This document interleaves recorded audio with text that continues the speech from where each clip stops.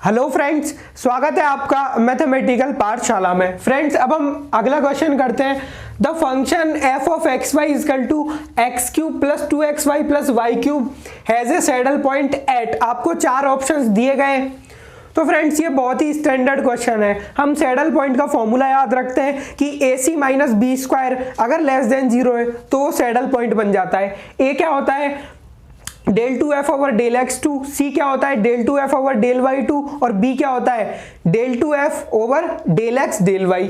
तो देखो फ्रेंड्स, पहले हम ए की वैल्यू एवेल्युएट करते हैं, del two F over del x to.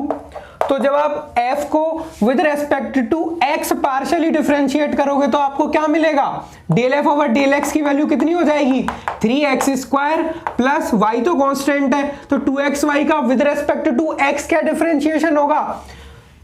अब देखो 2y कांस्टेंट है, बाहर आ गया, और x का डिफरेंशिएशन 1 हो गया और y क्यूब का 0 हो गया। तो del F over del x हो गया 3x स्क्वायर प्लस 2y।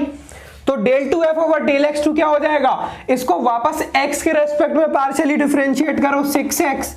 अब फ्रेंड्स, आप c की वैल्यू निकालो, c होता है हमारा del two F over del Y two. अब del F over del Y आपका कितना आ रहा है फ्रेंड्स, इसको आप विद रेस्पेक्ट टू y अगर पार्शियली डिफरेंशिएट करोगे तो 2x प्लस 3y स्क्वायर हमें मिल रहा है। तो अब जो हमारा del two F over del Y two है उसकी वैल्यू हो जाएगी 6y, और जो हमारा b होता है फ्रेंड्स वो होता है del two F over del x del Y.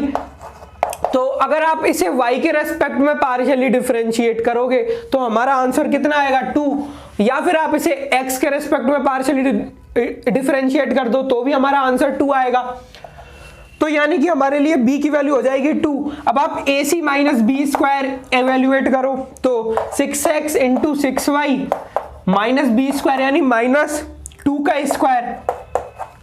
अब फ्रेंड्स, यहां से 36xy माइनस 4। तो जब जब इसकी वैल्यू लेस देन 0 होगी, जो हमारा पॉइंट मिलेगा फ्रेंड्स वो हमारा सैडल पॉइंट मिलेगा, यानी कि 36xy should be less than 4 and xy should be less than 1/9। तो यानी कि जो x और y को अगर आप मल्टीप्लाई करो तो वो जो वैल्यू है वो 1/9 से कम आनी चाहिए। तो जो हमारा पहला ऑप्शन है 0 को 0 से मल्टीप्लाई करते हैं तो ये 0 देता है, और 0 1/9 से लेस होगा तो हमारा ऑप्शन ए करेक्ट हो जाएगा। सिमिलरली आप चेक कर सकते हो कि बी, सी और डी हमारे फॉल्स ऑप्शन हो जाएंगे। Thank you friends.